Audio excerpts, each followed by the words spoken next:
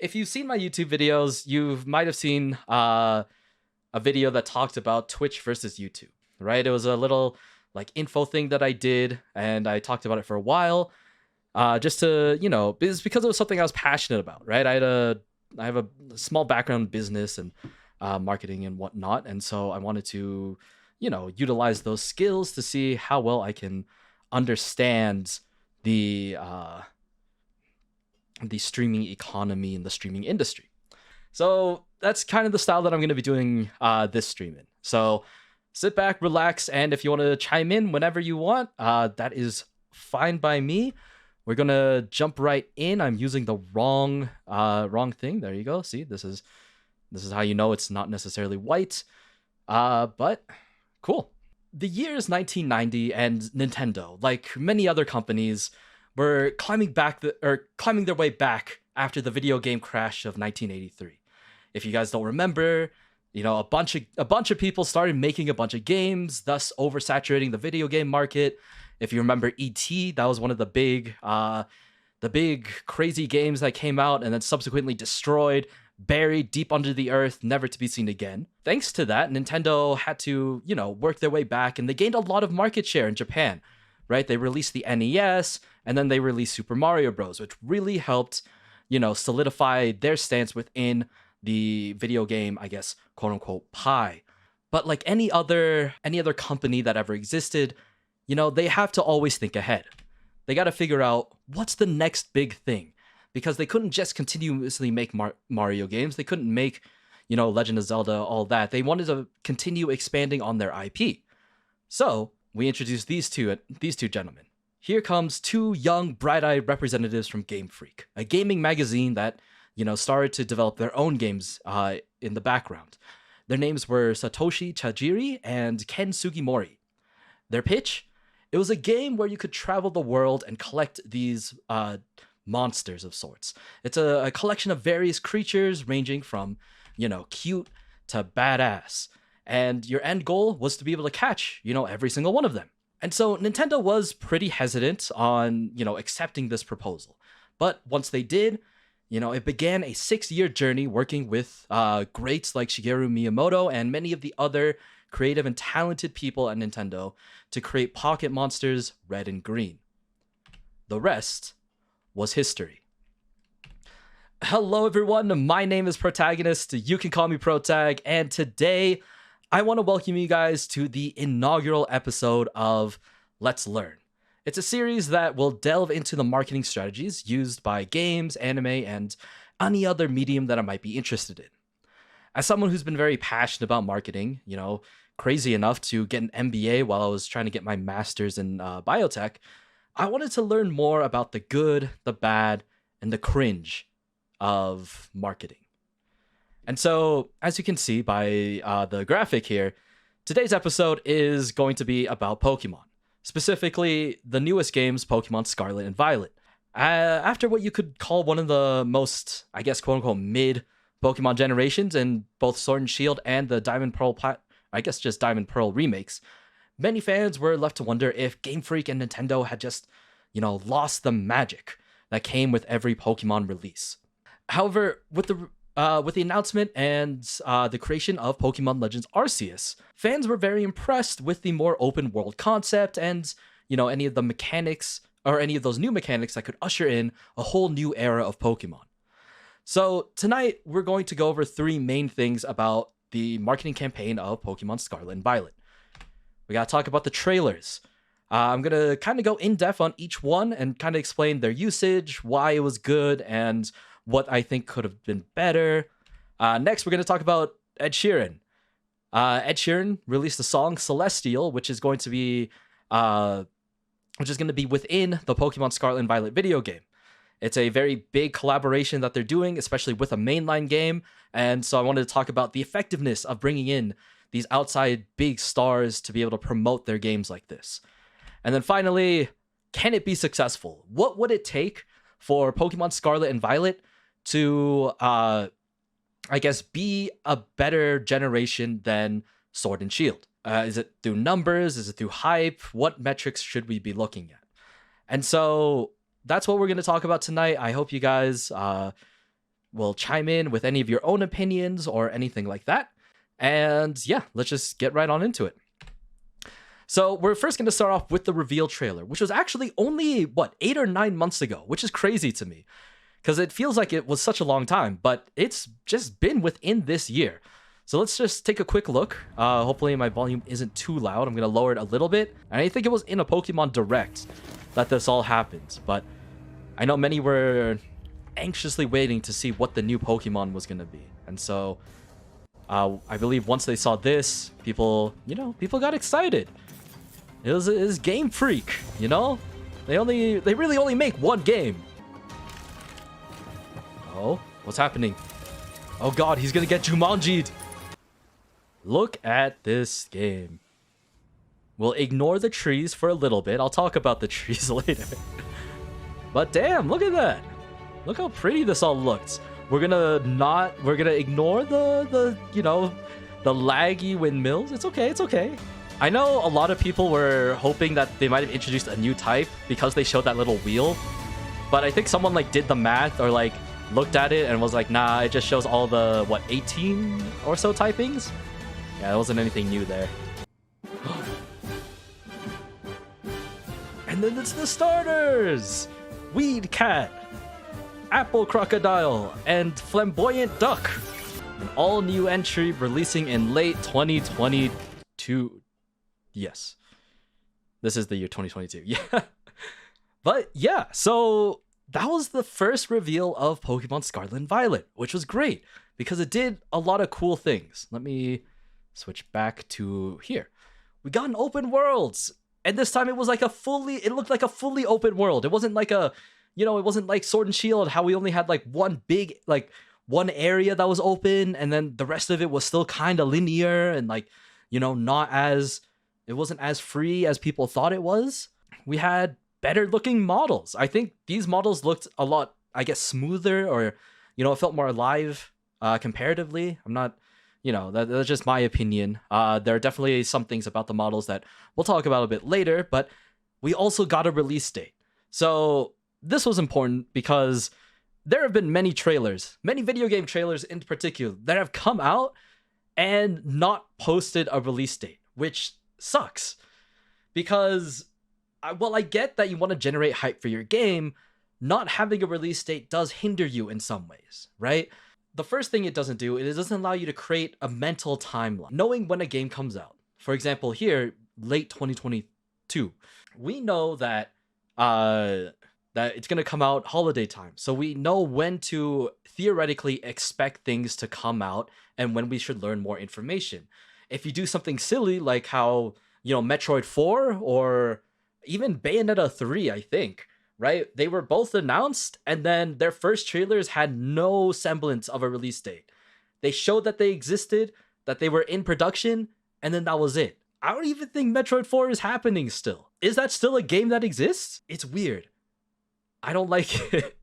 Some people might, but in my opinion, having numbers and having something for people to look forward to is a lot better than just, saying that something exists and then having people forget about it, right?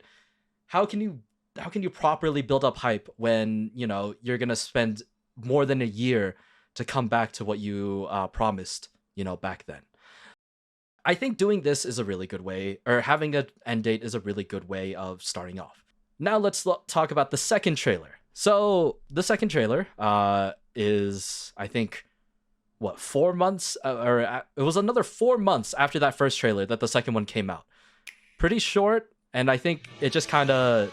Was there talking in this one? No. This one was, I think, just, an update on the graphics, an update on what's going on, a better idea of what you should expect from this game. I'm glad that they meant what... Yeah, I am also glad that they started doing more non-linear format. That's right, I forgot. That's why this trailer was good. Yeah, so look at how cute these models are. Look at these character designs. They're not bad, right? Sure, you're playing as a school kid with, no swag, no Supremes. They got no drip. But, it's fine. It's fine. It's still early. We're still early in it. So the second trailer came out. I need to click back here, and it introduced us to the professors, Professor Sada and Professor Turo, who many people were very thirsty about. I'll be real. This was a very common thing I remember seeing once this trailer came out. Everyone was just like, "Oh my god, why are the professors, so hot?" I think this is what kind of kept the Pokemon fan alive for a while, right? The fandom was very excited about these characters. They were very excited about Nemona, who was the rival. And the next part, though, was the multiplayer. The multiplayer was really cool to me because of the fact that it seemed like at the time you could go into other people's Pokemon worlds, right? You weren't subjected to just, the underground. You weren't subjected to just, a single screen at the bottom of your DS. But instead, you could go in the world. Looks like you could split off and go off on your own. And I think that was really cool. But after the honeymoon period of that idea, died off, you become to realize that, what else do you do in multiplayer, right? You battle each other, you trade Pokemon, and then you do raid battles, which was introduced just last gen, right? Like, what else can you do in a multiplayer setting in Pokemon that, would require you to be in someone else's world like this? It looks really cool. I'll give them that, right? This was a very novel idea that they decided to introduce into the Pokemon games, but at the same time, if you look beyond that, you start to realize there isn't really much else that it provides, right? It's a very cool quality of life change, but I don't know. We needed more information, and so 2 months later, we finally got something that, was needed. A story. One gripe that I have about this game is that the Pokemon seem so small, right? They seem like way smaller than what you would think they would be compared to like normal human size, but I guess not. Once again, always including the date. Very, very good to always have the date at the end. Make sure people know when it's going to come out. Make sure it is always on people's minds. But to talk about the trailer in particular, I think this trailer provided, a pretty good idea of what the storyline for Pokemon is, which, in my opinion, when you think about, the storylines of Pokemon before, there hasn't been a good storyline since maybe Black and White 2, and, Gen 6 if you're feeling a bit, if you're feeling it a little bit, What I really liked about what they showed here is that, we got 3 branching story paths. We got 3 different ways for someone to play the game. Within such an open world, it was a really good idea to provide a more open storyline, right? Being able to choose what you want to do at whatever time and not feel like you're forced to go in one direction or the other. They did a really good job on making sure that was the case, which I think they learned a lot from Pokemon Legends Arceus, because of the fact that even though Arceus was really open, you still, felt like you were forced along a path in a way of like, make sure you do this, this, and this in order for you to, get to the next area. I guess meet the warden of the area, meet the whatever they don't call it the Titan, right? They call it the Alpha or whatever, and then save them, do all that, and then rinse and repeat for the next few areas. So yes, it does lend to the replayability because you can kind of do it again with a different team, things like that. And I feel like it was a really good way for people to feel a lot more, I guess, free to choose how they want to play this game. Because apparently, when I believe it was announced at the time, like you could go in any order. You didn't even have, the gym leaders didn't even have to be in the same order, right? Unfortunately, the levels do not scale to your level, which sucks. I think that's such a shame that they didn't do that.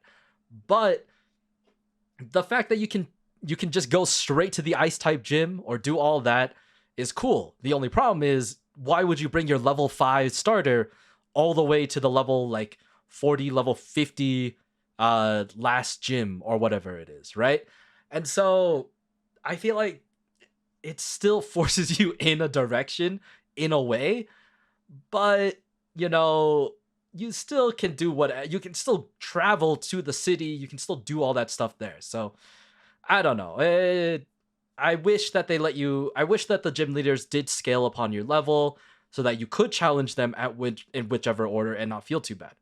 The other thing that they introduced is terrestrialization. Terrestrializing is the main gimmick of the region, the Paldea region. I won't go into details of terrestrializing because it can be kind of confusing, and I don't want to be wrong with the logistics of it. But the gist is that now you can add another type to your Pokemon or boost an existing type. It's really cool for competitive because it's like a better Z move in a way. It's cooler because you can kind of mess around with what type you can terrestrialize to. You're not set to, just whatever moves you have and things like that. You can add, a fire type to this normal EV and it becomes a fire type, and then you can use fire type attacks with stab bonus, or with stab, I guess. I think it's also really good because you're not forced to choose certain Pokemon like how Megas were, right? If you saw a team back in X and Y, it had like a Gardevoir in it, you probably knew that that Gardevoir was going to Mega Evolve and like Hyper Voice your entire team. It offers a lot more creative strategies of figuring out which Pokemon is going to terrestrialize, which Pokemon is going to have, an extra typing so that it gains an immunity or something and things like that. I think it's a really cool way and a really nice gimmick, but we'll have to see how it works in competitive settings to see whether or not it is a very good or viable strategy. And then we got raid battles. Also, this is what terrestrializing looks like. You basically turn into a Swarovski crystal, you get a big ornament on your head, and then boom, you're terrestrialized, right? Raid battles were introduced back in Sword and Shield, and it was a way for people, or for you and your friends, to come together to fight a big boss, right? A super powered Pokemon that, in the end, if you were able to defeat it, you were able to capture it for yourself. Yeah, they brought back raid battles, but they said that these raid battles are instead not turn-based, but you can go and do them in real time, meaning that you can just start attacking, start doing whatever, and you're not subjected to having to wait for other people's turns, which I think is great. I think that's such a nice quality of life change, because back in Sword and Shield, I did not have a lot of people who played Pokemon. So I would have to do a lot of those tougher raid battles by myself, or, if I wanted to connect with other people that weren't going to troll me with, Magikarp picks or something, then yeah, I could do it that way. But a lot of the times I did solo raid battles with the 3 computer AIs or whatever, which had a bunch of dumb Pokemon that, weren't able to effectively or super effectively attack the main guy sometimes, and it sucked. I don't know if they're gonna have the same mechanic of if like 3 of your teammates die, then you get kicked out or whatever, but I think being able to do it this way is really good. So good on you, Pokemon, for figuring out how to make raid battles a lot more entertaining, and I think a lot more interesting, because now that you can have like different Terra types or like rare Terra types in these raid battles, and especially if they're more powerful Pokemon, more people are going to do raid battles compared to before, when you really only wanted to do raid battles for the Gigantamax Pokemon or shiny Pokemon. All right, moving on to the more competitive side of Pokemon. So I know competitive Pokemon isn't everyone's cup of tea, but for me, it's a part of the game that, it was a part of my childhood. I made a lot of good friends doing Pokemon battling, either, through like the Smogon forums, or just with my friends, or with any new people that, saw that I brought my DS to like during lunchtime in high school, right? And so being able to meet new people in a battling sense was really cool, because I was one of those people that like really got into understanding how battles work, and like I was beating a lot of my friends. Online, it was a completely different story, but at the time, my friends in high school were like, oh my god, he's such a good battler. I'm like, you say that, but like you meet up with a dude online who's like, either hacked a Pokemon or got like, perfect EV everything, and it's like, you know what? Hands up, I give up. Where was I going with this? Yeah, so Pokemon competitive battles were a big part of my childhood, and even now, right? I follow a lot of people like Hayden, Shofu, Pokeaim, Blunder, and I learn a lot about battling, and because of that, this next trailer really resonated with me, because it was about battling. It was about the competitive circuit and the new items and abilities that were waiting in store for me. Now we're going to talk about what happened after that. So as you can see here, 2 months before they started to introduce just Pokemon, the cycle continued, yada yada, but with most parts of the gameplay and battling all revealed, it was time for Pokemon to start showing off the actual Pokemon. They had to be like, here, this is why you should buy the game. Here's some of the new Pokemon that you'll be encountering within your journey. And so first, we're going to start off with Grafaiai, introduced in a nature-style documentary, which was not, thankfully, having to watch a 24-hour live stream of a forest. I still remember that, Galarian Ponyta. I will never forget what you did to us. That was the dumbest thing that they could have done. And still, people watched for at least 6 hours waiting for something cool to happen. They learned from their mistakes. They made it a more James Attenborough style documentary. And boom, here we are with Grafaiai. A very cool toxic monkey. Literally, I think it's just called the toxic monkey Pokemon. After that, we got introduced to Wiglet, which is not a form of Diglett. It's not a Paldean regional form. It's just a different Pokemon that looks like Wiglet, but isn't, or that looks like Diglett, but isn't. It's Wiglet. I feel like they decide to do these types, like just, oh, it's a Diglett, but it's water type, but it's not a form of Diglett because they want to be able to reuse a lot of the old Pokemon, change the type, change the colors, and then just say it's new without having to be like, oh, it's just a regional form or whatever. It's a conspiracy. I don't know how real that's going to be, but we'll see. It depends on how many of these types show up, right? If it's like 1 or 2, okay, it's fine, right? But if it's like 5 or more within this game, I'd be very concerned about the creativity team at Game Freak. I hope that they're doing well, and I hope that they can see their families. Anyway, now we're going to move on to, what is this? Greavard. This is actually kind of cute because I think this came out Halloween-ish. And it was like, oh, spooky time. Let's talk about spooky ghost Pokemon. And so in the first trailer, they just kind of showed a bunch of the ghost types. And they're like, oh, there's something here. And it turns out it's this cute little dog. It's a cute little dog that apparently saps your energy when you try to play with it, which is terrifying because, people can die from that.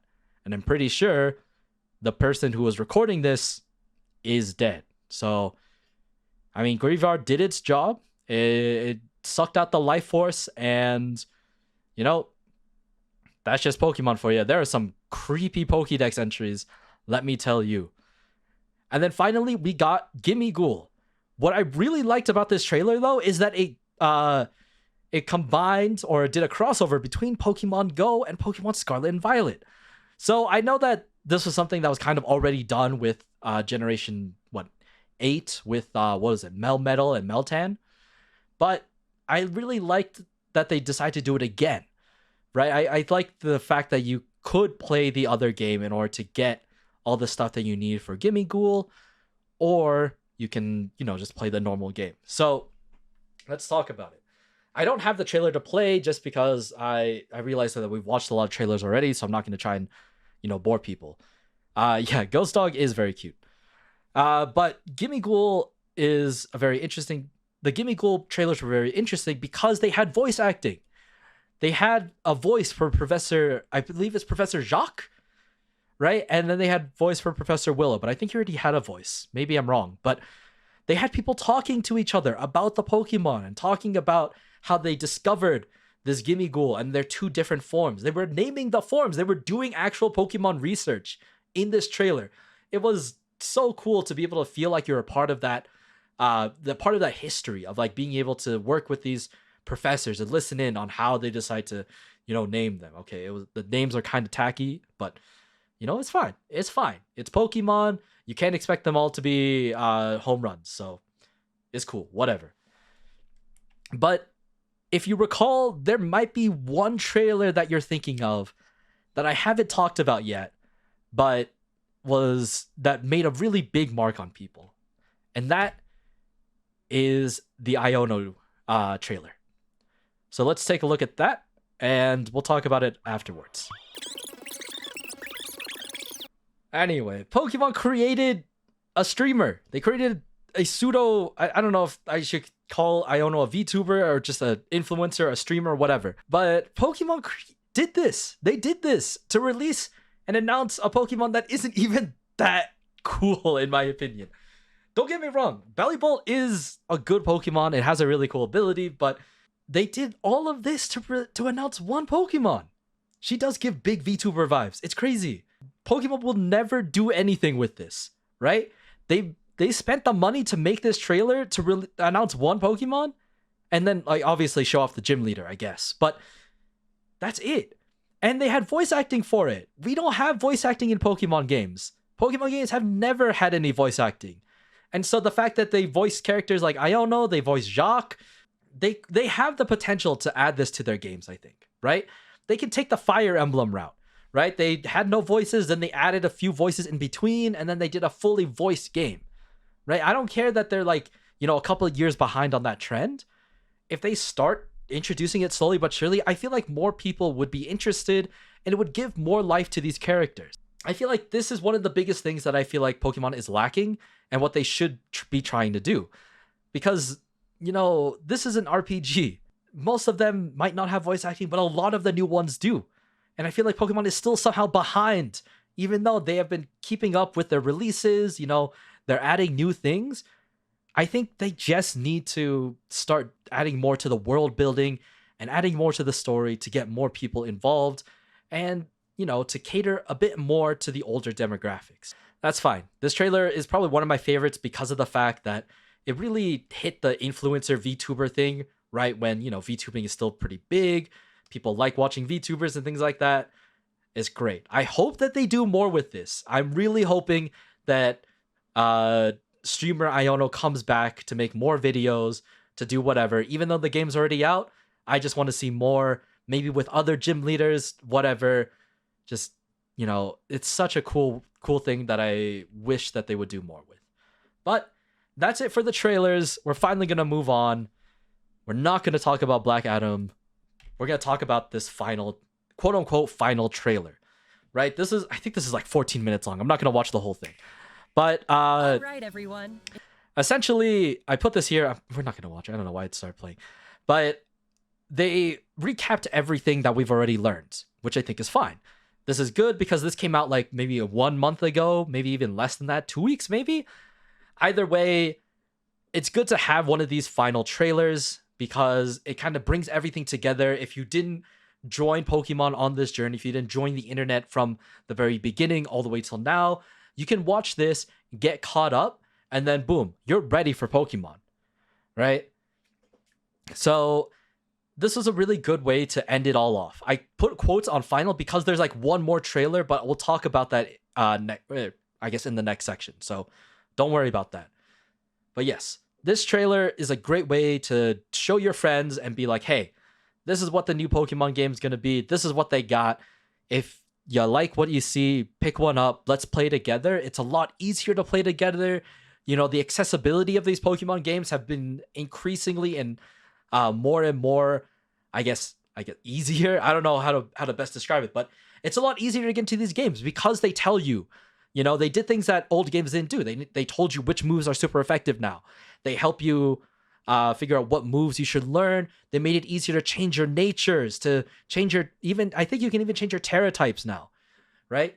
You can IV train, or you can EV train a lot faster. You can change your abilities. They made it so simple to get perfect Pokemon now that it shouldn't be an issue for a lot of people. Let's talk about Ed Sheeran. He's a great singer. He's very popular for what he does. So why the hell do we see him in a Pokemon game? Well, it's actually not that surprising if you've been following, I guess, Ed Sheeran's, I don't know, Twitter, his history or whatever. It wasn't very uncommon. Ed Sheeran has been a Pokemon fan for a while, and he's actually collabed with Pokemon before. As you can see here, apparently he did a concert in Pokemon Go. I didn't know that, but here it is. This is from the official Pokemon website. We have some, okay, this is the cheesiest tagline, but apparently last just last year, Ed Sheeran performed through the Pokemon Go app. You could listen to it. You could get, the Ed Sheeran hoodie. You could get cool sunglasses for the Squirtle, because I think his favorite Pokemon is Squirtle. Corporate cheese, yeah. No, exactly. No, that's exactly what it is. But he's had a history of Pokemon, so it kind of made sense to have him as, I guess, your ambassador, your celebrity ambassador to these new Pokemon games. If you recall, Pokemon also did something with like Post Malone. They did something with Katy Perry and things like that. But it was kind of out of place for a lot of people, because no one thought that Post Malone was a Pokemon fan, or no one thought Katy Perry was a Pokemon fan. And yet here they are doing concerts, making albums with Pokemon. And I don't know. I wanted to do a bit more research to see how well those did, but we can look into it later and see what that would go into. Ed Sheeran released a song, I believe, just a few months ago, maybe, called Celestial. I'm not going to play it here because I don't want to get DMCA striked, and I don't want the first strike I get to be from a music video that will obviously get me copyright strike. So we're going to pretend that we all listen to it. It's a very catchy song. You can listen to it on your own time. All in all, I thought it was a pretty good song. I know that a lot of people were like kind of meh on it, but I think the majority of people really liked the homeliness and like the down-to-earth feelings that Ed Sheeran and this song give. Anyway, so from the original music video, it got 13 million views. Not too bad. Compared to the other songs in his on his channel, though, definitely one of the more underperforming ones, which is fine because this is about Pokemon, or I guess, quote-unquote, about Pokemon. So it's a more, I guess, niche community than his usual, like, I don't want to say normie audience, but the usual fans of Ed Sheeran songs. So you can see a lot of these comments they resonated a lot with this, right? It was very hard for me to try and find a negative comment about this song. A negative one that, made sense, right? They got people talking about the nostalgia factor, right? Ed Sheeran was in this music video, Ed Sheeran was playing with, Pikachu, all the starter Pokemon, a lot of the Generation 1 Pokemon, and then it cuts to this cool anime scene where, he's fighting the champion or something, right? It was a very cool way to express the journey, express his passion and love for Pokemon. And so Pokemon took this song because, it's their song, and they decided to also put it in their most recent trailer. 9 days ago, this trailer came out, the newest chapters in the Pokemon series, where all it is a repeat of what we've all seen in the Pokemon or in the past trailers, but now it has the Ed Sheeran song in the background, right? With this trailer, you would expect some of the same things you should expect some of the same comments, but you can't comment on this trailer. All the other trailers, you can. I checked. But for some reason, this trailer, you are not allowed to say anything. And I think that's hilarious. I think that's like the craziest thing. Because if I recall, you could at the beginning. But then I think a lot of people, especially like the more gamer community, hated this song. Or they were like, this song makes no sense. I don't get why they will put it in here. It doesn't build any hype. It's not a song that people want to listen to and think about Pokemon. Which look, you don't have to like a song. I get it. Like, not every song is good for you, but like, it's not like it was musically terrible, right? It hit all the same pop culture pop song notes that they should, and then they just put Ed Sheeran, they put some Pokemon in it. It's not terrible. It's not like they're playing Seabat. It's not like they're, doing, I don't know, but it's so funny that they hated this. And I think Pokemon saw that, they turned off comments, they deleted everything. They're like, we can't let Ed Sheeran see this. We can't let people know that they don't like this song. And so yeah, that's what happened to the trailer. That's what happened to the song. So I believe, yeah. So let's talk about why I think this was effective and why this was worth it. Because I know a lot of people might not think that it made sense to have Ed Sheeran in a song, or Ed Sheeran in a song which is in a Pokemon game, because Pokemon has never had a vocal soundtrack. I think maybe since Gen 5, because I think Roxy's gym in Black and White 2 had like, I think they were chanting like actual words and whatever, but I don't know if I really count that as like singing or whatnot. So we'll consider this to be like the first time, a big star has decided to sing in a Pokemon game. Why? I think this was a really smart idea because one, it brings in names that people might know. It brings an audience of people who might remember playing Pokemon at such a young age. And then it might bring them back to the space and be like, hey, there's a new game coming out. It looks really cool. There's a lot of new Pokemon. It's a lot easier to get into Pokemon nowadays and things like that. I think doing that and choosing Ed Sheeran was a good play. If they chose anyone else, they would have had to have proven to the Pokemon fans that, they deserve to be part of a Pokemon game. They chose Ed Sheeran because Ed Sheeran already has that history. Ed Sheeran will work with Pokemon in the future, I'm sure. They had the best time with Ed Sheeran. They had the best reception with Ed Sheeran. The Post Malone one was weird because he sang his songs in front of Pokemon. I think he made like one of his lyrics had like a sexual reference, and people were like, wait, what the fuck is happening here? That's so weird. Katy Perry had their album. I think there were other artists there too, but I think people were just turned away from the idea of like, all of these mainstream people trying to get into their Pokemon game or whatever. But Ed Sheeran has somehow found his way in, made a good impression on the Pokemon fans, and was able to, get this back. In the end, how can we tell if Pokemon Scarlet and Violet became more successful than Sword and Shield? A lot of people actually rated Sword and Shield kind of favorably, which was surprising to me. I honestly thought that the Metacritic score would be a bit lower, but an 80 isn't terrible. A user score of 4.6 is also, it's not great. It's out of 10, right? Oh god, so much talking. 4.6 out of 10 is the user score, which I think is hilarious because I thought that this was out of 5. And then I was like, wait, 1, 2, 3, 4, 5, 6, 7, 8, 9, 10.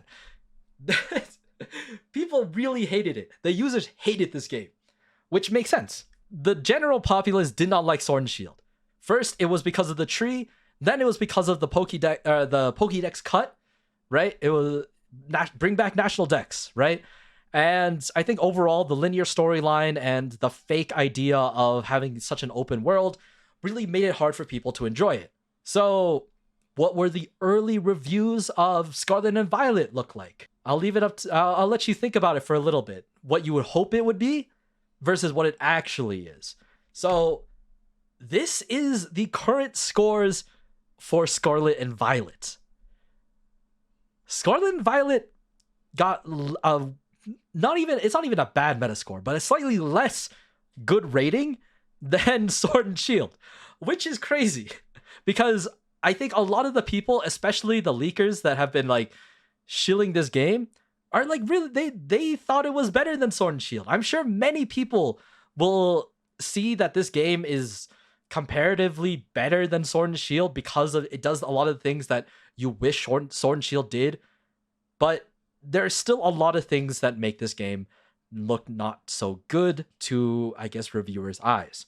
One of which, as we saw in the very beginning, was the frame rate, was the processing speed. A lot of people are going to see that this game is not optimized properly. That's one of the biggest things that people have said in their early releases, in their early copies of the game, is that the performance of this game can be hella spotty, from like maybe 30 frames per second to down to like 15 if something crazy happens. So that is one of the biggest things that have turned people away from this game, or like have given them bad reviews.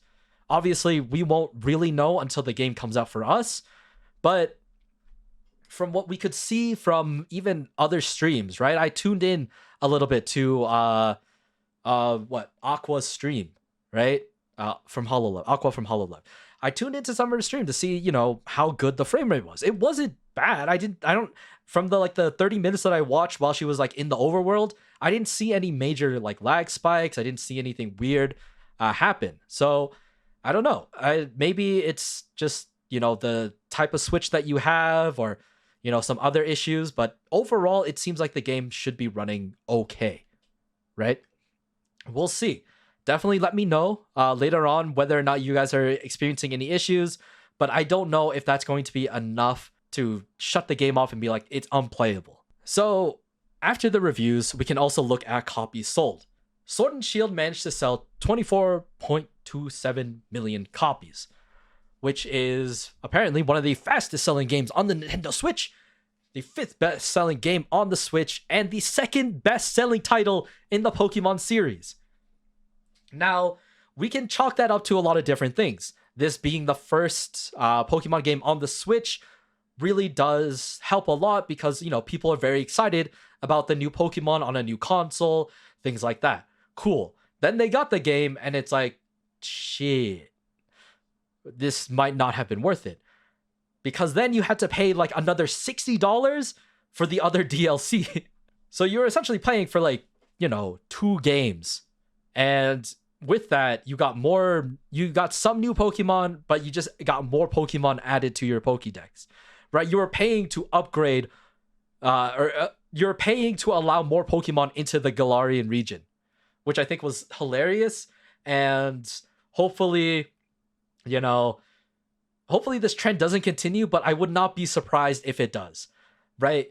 Because of the location of where the Paldean region is, and, the other region that might be spoilers, that might not be spoilers, that geographically would be the one next to it, there's a lot of possibilities for DLC to come out for this game. They haven't announced anything yet, I don't think, but we'll see. So we'll have to see in the next coming months, next coming weeks, to see how well Pokemon does, right? Scarlet and Violet, I think, has built up enough hype and has built up hype properly to be able to get a lot of people interested. I know that a lot of my friends who are outside of the VTubing space, who are outside of just, the internet space, my IRL friends and my work friends have been talking about Pokemon. They've been interested. They saw the trailers. They were like, one of them actually even talked about Ed Sheeran. They're like, yeah, Ed Sheeran apparently sings in the game. And I'm like, yeah, why do you know that? Why is that the only thing you know about these new Pokemon games? And she's like, well, he retweeted it on his account and I saw it on Instagram. And I'm like, shit, it's working. It's fucking working. I don't get it, but yeah. So in the end, these games are coming out today. They're coming out in like an hour now, right? And so I'm very excited to play them. I'm very excited for you guys to try it out and see whether or not they stand up and, outpace or outperform with Sword and Shield. I'm very interested to hear your guys' reviews because I know you guys. I know that, it's a good game, but I know that, you guys have standards, right? You're not going to just like any Pokemon game that comes out. You have expectations of how the game should go, and whether or not they live up to them is going to be seen in the next coming week. So with that, I just want to, this isn't a way to try and chill out Pokemon, right? I love the series. I've grown up with it, as many of you have as well, but you can't look at it through rose-tinted glasses every single time. Pokemon is great. Game Freak is cool, but they have their negative sides. They don't do they don't listen to their fan base a lot at all, maybe, but they still manage to create new and interesting characters, very interesting Pokemon, and they find new ways to bring interest to the games, which is something that not many could do, right? And so if you want to buy the games, go ahead. If you don't want to, I mean, oh well, but I think these games are worth a shot if you haven't played Pokemon in a while, because it's an upgraded version of some of the mistakes that happened with Sword and Shield. Is it perfect? Hell no. But I think this is a really good step, and if more people start to play, then maybe, just maybe, we can see some more cool things in the future, because Pokemon is still a beloved and cherished series for all. With that all being said, oh my goodness, been talking way too long. I want to thank you all for stopping by to listen to what I have to say. This was a bit nerve-wracking for me because usually I just pre-record these, right? A lot of these videos I record, I do everything separately and then put it all together. But I wanted to try doing this live just once to see how it felt. I think it went okay. There's a lot of things that I know that I should have done better, but I didn't have a lot of time. So Pokemon is it's a near and dear series to my heart, and so I really wanted to talk about these. If I find something else that I want to talk about, I'll make another video like this. I'll stream it or record it. I'll see whatever I like, whatever I think works. And yeah. So with that, I want to thank you all for stopping by, for commenting, for just keeping me company while I decide to, do all of this, because I really like doing these types of videos because it allows me to use my research, use my knowledge to be able to share this information with a lot more people. Because, not everyone started the Scarlet and Violet journey from the very beginning. So it was really cool to be able to, walk that path once more, talk about the pros, talk about the cons, and then in the end, just say, hey, this is what makes a game, this is what good marketing might be. This is what they could have done better. And so, yeah, that's what I got. But with that, I want to thank Atriok. He's a streamer that I follow. He makes these things called Marketing Mondays, which is where I got the idea from. And so it would be really rude of me not to be able to mention him and say that he's what inspired me to start these types of videos and do all this research. So yeah, thank you to them. Thank you to my friends. Thank you to thank you Pokemon for allowing me to use these images. And then thank you for all the crazy tweeters that talk about how thirsty they were for Professor Sada and Professor Turo. And thank you guys for stopping by to watch. Yeah, that's it for me today. Once again, my name is Protagonist. You can call me Protag, but I hope you all have a good day, a good night, a good wherever you are, and I'll see you guys tomorrow with some Pokemon. Peace.